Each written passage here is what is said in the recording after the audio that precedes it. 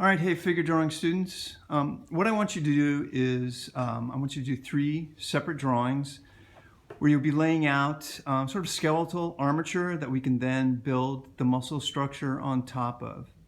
So you can do this on your good paper with either pencil or charcoal pencil.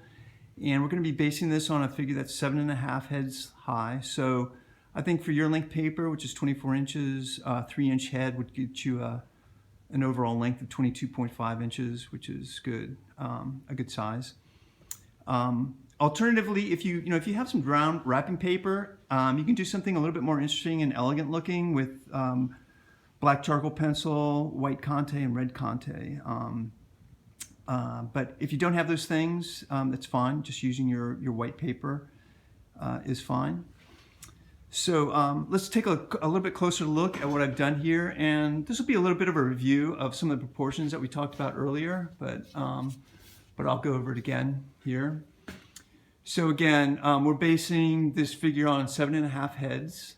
So the head length, which is X, is going to be the foundation for all of our measurements here. So you're just going to be putting in these boxes first. So you're not going to worry about the skeleton here at the beginning, just these boxes for head, rib cage, and pelvis that are outlined in orange here. So the head box is a head length down as X, okay? And then, so say if you were doing a 3-inch head, that would be 3. And then the width is 2/3 X. So again, if you were doing a 3-inch head, that would be 2 across, 3 down, right? Okay. So now the gap between the head box and the rib cage box is 0.25x. All right. So then we've got a rib cage box, which is 1.25x across and 1.5x down. Okay, and that's that orange box there. Again, a gap of 0.25x from rib cage to pelvis. And the pelvis, we're going to create a trapezoid here, which is 1.25 across, so it's the same width as a rib cage. And then the length is going to be 1.5, the length is going to be a head length. So just X for the head length there. And then you can just eyeball this taper in. So you want a wider top, narrower bottom. Okay, and then once you've done those boxes, 3 boxes, you've got your overall length on your page. Find a halfway point, and that halfway point should be at that symphysis pubis, which is your pubic bone here. So you want to make sure that after you lay out these boxes and sort of find the overall length of your figure, that this is your halfway mark. Okay, so that's important. Once you've done that, make sure that that's working out properly. Then just come up a little bit to your great toe canter here. So just come up, again, just eyeball it, come up a little bit.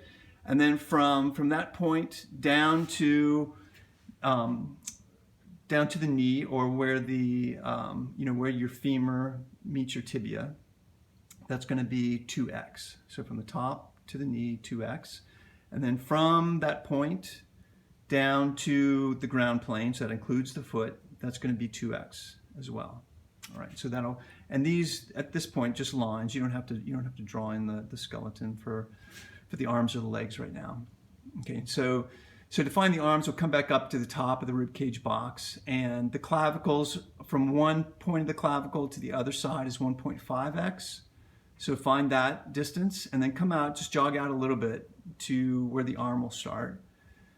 Just come out a touch, and then 1.5x from there down to the elbow, and then from the elbow to the wrist, 1.2x. From the wrist to the end of the fingers is 0.75. So the hand is 0.75x total. Okay.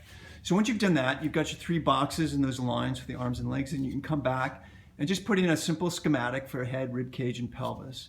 And if you don't still have my handouts on the skeleton, you can go online and I think find very easily pictures of head of the skeleton from front, side, and back view. It should be no problem to find those. But just simple shapes that we can build a muscle structure on top of. They don't have to be really detailed. You don't have to put in every single rib or anything like that. Okay. So the side view, the lengths are the same, a few different widths. Here with the head, it's going to be a little bit wider up top, so 0.8x instead of 2/3 x. And then the box for the rib cage and the pelvis, I want you to tilt a little bit. So we've got a little bit of a tilt forward, a little bit of a tilt back. Remember that sort of basic relationship between rib cage and pelvis. The width now on the rib cage is going to be the same length, right? It's 1.5x still, but the width is just x now, so it's a slimmer shape and profile. And then I've also put a little triangular shape up here for the scapula, and that's 0.75x, the length of it. It's about the same length as the hand. All right, and the pelvis is also a little bit slimmer. Instead of 1.25 width, which we saw from the front, it's just 0.8x from the side. Okay. Otherwise, things are the same down from the foot here. The foot length is going to be 1.2x from the heel to the toe. Okay. All right, and then the back, the measurements are going to be the same as the front. I've just included for the back the scapula shapes, again, 0.75x for the length of those. All right, and that should put us in a good position then to build the skeletal structure, which we'll take up and start taking up in the next video.